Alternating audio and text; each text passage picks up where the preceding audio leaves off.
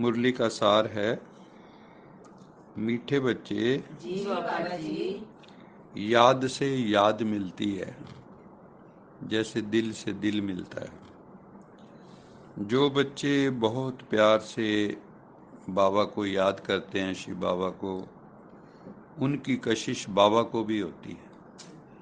आप जब परमात्मा की तरफ खींचते हो, परमात्मा भी आपको खींचता है। जब आपकी याद उसकी याद से मिलती है, तो बड़ी बहुत सुंदर पॉइंट है ये कि जब आप सच्चे दिल से बाबा को याद करते हो तो बाबा भी आपको सच्चे दिल से अपने पास खींचता है।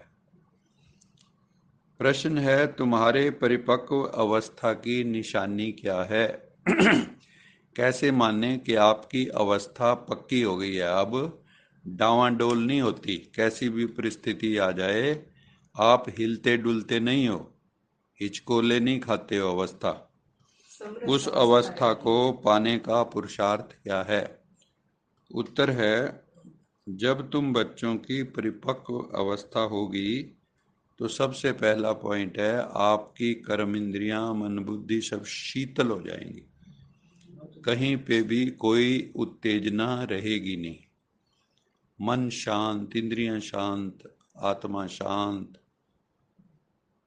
कर्म इंद्रियों से उल्टा कर्म भी नहीं होगा, कोई भी उल्टे कर्म आपके शरीर से, मन से, सोच में कहीं भी कोई उल्टे कर्म की सोच भी नहीं आएगी। कर्म करना तो दूर की बात है।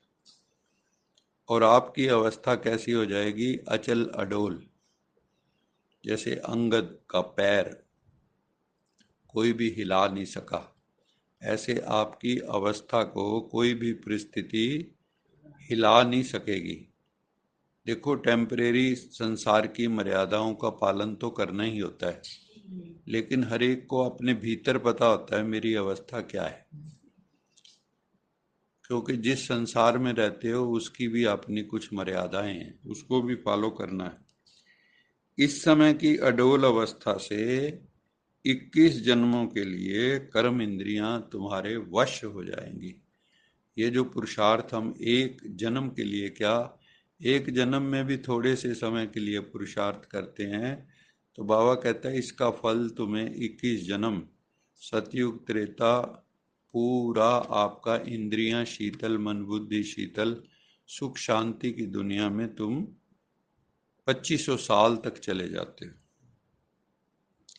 इस अवस्था को पाने के लिए अपनी जांच करो, अपने को चेक करो, अपने मन बुद्धि इंद्रियां वाणी कर्म संबंध, उन सब को चेक करो।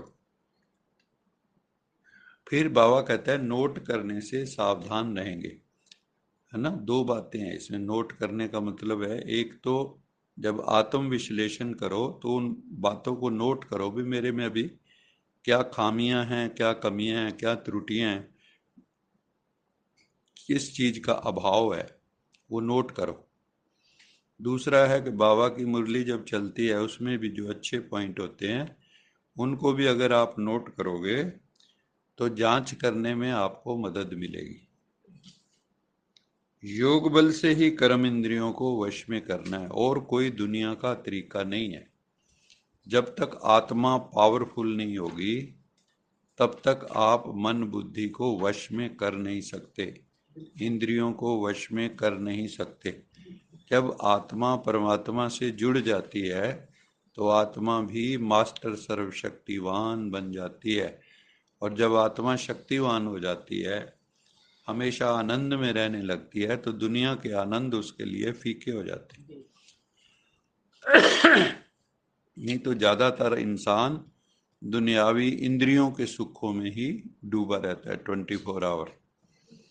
योग से ही तुम्हारी अवस्था को परिपक्व बनाया जा सकता है, और कोई तरीका नहीं है।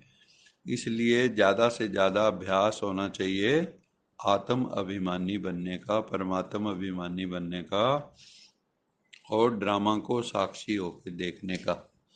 जो कुछ भी हो जाए उसको साक्षी होकर देखो, उसमें ज़्यादा इन्वॉल्व मत हो, क्योंकि इन्वॉल्व होके भी क्या कर लोगे, सवाल ये है।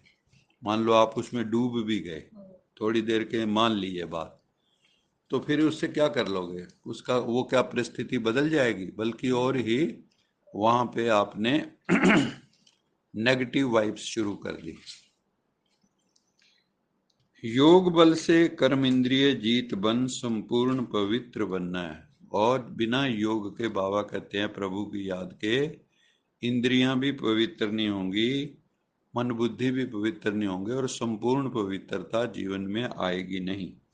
इस अवस्था को पाने के लिए फिर बाबा ने कहा अपनी जांच करते रहो। सदा बुद्धि में याद रखना हम ब्राह्मण सो देवता थे। हम देव थे, फिर क्या बने? देवता के क्या बाद त्रेता में क्या बने? क्षत्रिय।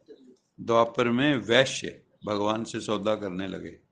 कलयुग में शूद्र और संगम युग पे ब्राह्मण। ये वो वाले नहीं हैं जो दुनिया में होते हैं। ब्राह्मण सो देवता थे, अब फिर देवता बनने के लिए यहाँ आए हैं। तो मनुष्य से और देवता के बीच में कौन सी कड़ी है? मनुष्य और देव के बीच में कौन सी कड़ी पार करनी पड़ती है? वो है ब्राह्मण। जब तक मनुष्य से ब्राह्मण नहीं बनेंगे, मैंने ब्रह्मा के सुपुत्र सुपुत्रियां नहीं बनेंगे और ब्रह्मा ने जो करके दिखाया वैसा नहीं करेंगे, शिव बाबा ने जो मर्यादाएं बताई वो नहीं करेंगे, ब्राह्मण सच्चे नहीं बनेंगे। ब्राह्मण ही देव बन सकता है, दूसरा देव नहीं बन सकता। जैसे है ना, जिसने आईएएस की परीक्षा दी है वही आईएएस बनेगा, जिसने परीक्षा ही नहीं दी वो कैसे बन जाएगा?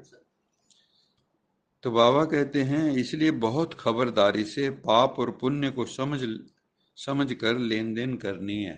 दुनिया में भी हमारा जो लेन देन चलता है ना, बहुत सोच समझ कर बाबा कहता है करो।